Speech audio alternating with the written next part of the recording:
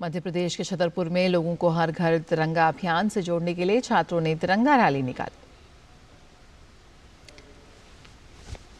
तो मध्य प्रदेश में भी हर घर तिरंगा अभियान से जुड़ते नजर आए लोग और छात्रों ने निकाली तिरंगा रैली।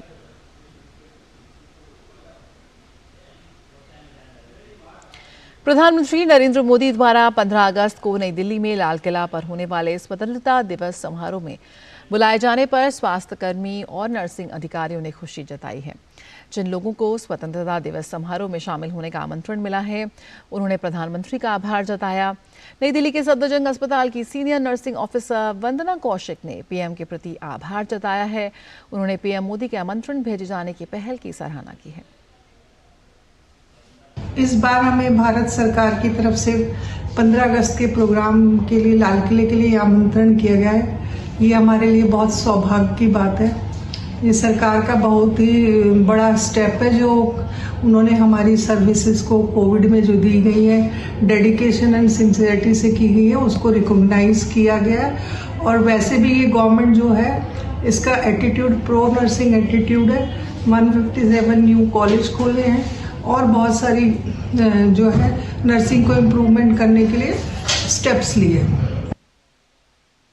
और दिल्ली में कार्यरत एएनएम रशिम चंद्रा ने पति संघ स्वतंत्रता दिवस समारोह में शामिल होने को लेकर उत्साहित हैं। वो मेरा नाम रश्मि चंद्रा है।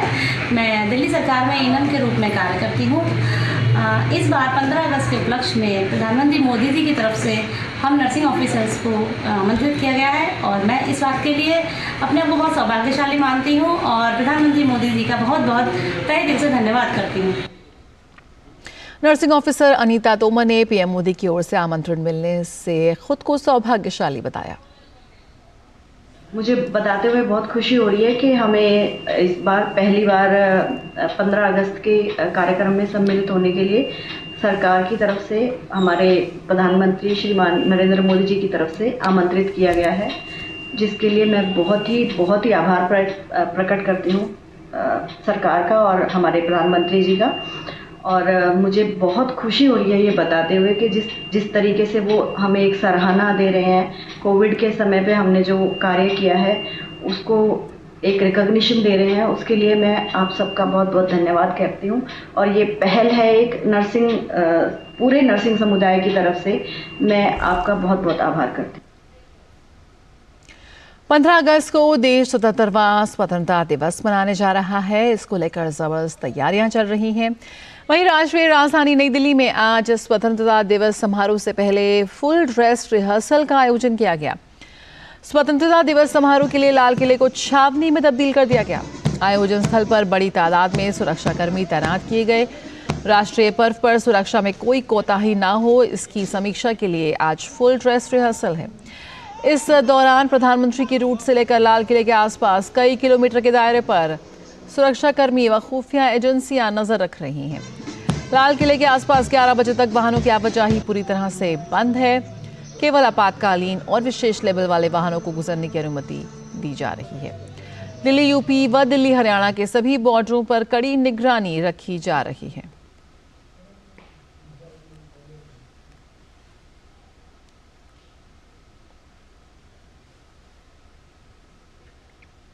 और बीते कई माह से सांप्रदायिक हिंसा से प्रभावित मणिपुर में राज्य पुलिस और केंद्रीय सुरक्षा बलों की संयुक्त टीमें इम्फाल पश्चिम, इम्फाल पूर्व, थौबल, बिष्णुपुर और चुराचांदपुर जिलों के सीमांत और संवेदनशील इलाकों में लगातार तलाशी अभियान चला रही है।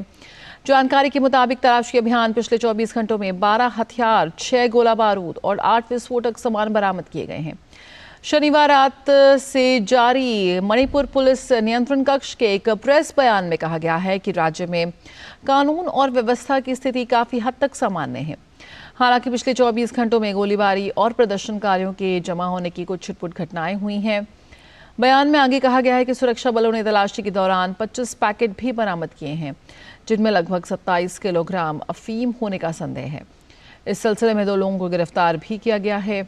मणिपुर पुलिस नियंत्रण कक्ष के बयान में आगे कहा गया है कि राज्य के पहाड़ी और घाटी दोनों जिलों के विभिन्न स्थानों पर कुल 121 चौकियां खोली गई हैं और पुलिस ने राज्य के विभिन्न जिलों में उल्लंघन के संबंध में 1580 लोगों को हिरासत में लिया गया है। इसके साथ ही राज्य में आवश्यक वस्तुओं के परिवहन के लिए पिछले 24 घंटों में राष्ट्रीय राजमार्ग 37 पर 92 भरे हुए वाहनों और राष्ट्रीय राजमार्ग 2 पर अन्य 112 भरे हुए वाहनों की आवाजाही कड़ी सुरक्षा उपायों के साथ सुनिश्चित की गई है।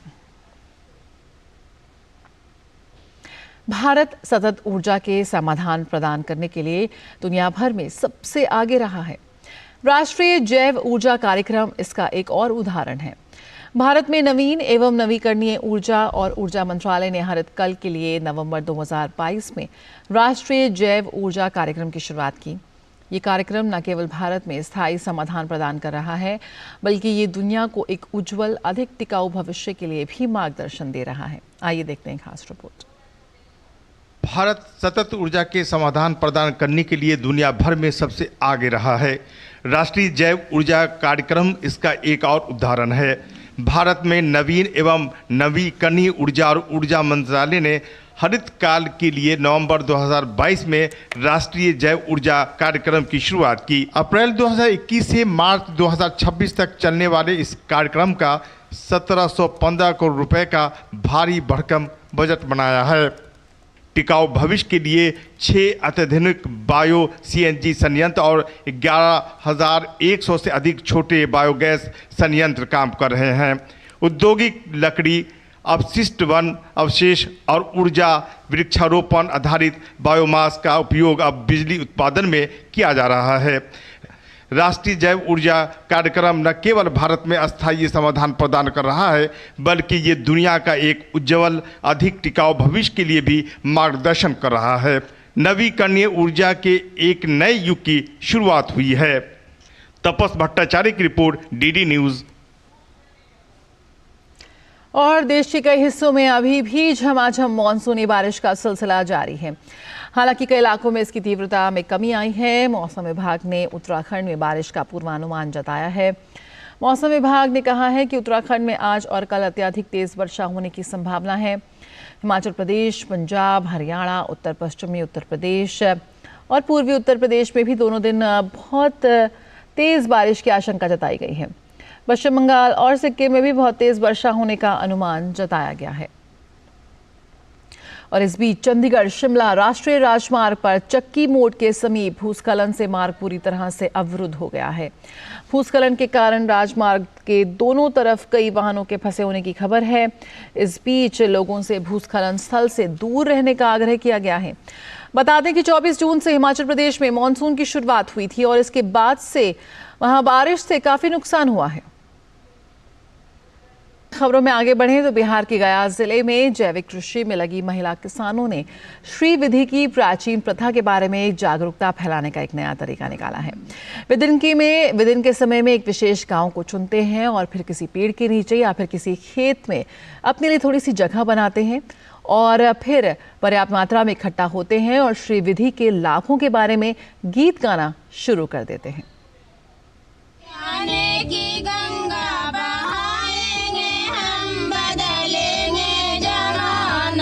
खेतों में गुनगुनाती, गीत गाती ये महिलाएं विकास की एक नई इबारत लिख रही हैं।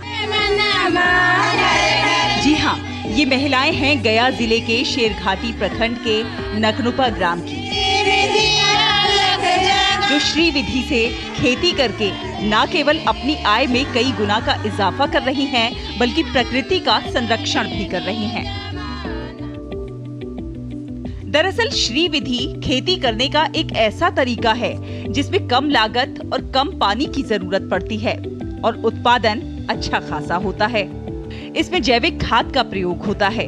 गोमूत्र और गोबर से खेती की जाती है। यहाँ प्रति इकाई क्षेत्रफल उत्पादकता बढ़ती है, जहाँ पर वाटर होल्डिंग कैपेसिटी बढ़ती है। फाइल प्रोडिंग और सोर्शियन होने से मिट्टी की कैपेसिटी बढ़ जाती है, जिससे उपजाऊ क्षमता बढ़ती जाती है। श्री विधि जो तरीका है खेती करने का, इसमें लागत कम लगता है और उत्पादन अधिक होता है। कम पानी में भी किसान कर पाते हैं और इसमें कोई भी रसायन का व्यवहार नहीं किया जाता है। और जब प्रथम बार भी कहीं पर इसका जब परीक्षण हुआ तो प्रथम बार भी उपज बढ़ती है किसानों की और किसान इससे अधिक उपज पाते हैं प्रति इकाई क्षेत्रफल। तो भारत ने चौथी बार जीता ये खिताब। इसी के साथ खबरों का सिलसिला जरूर जारी रहेगा, लेकिन फिलहाल मुझे दीजिए इजाजत। नमस्कार।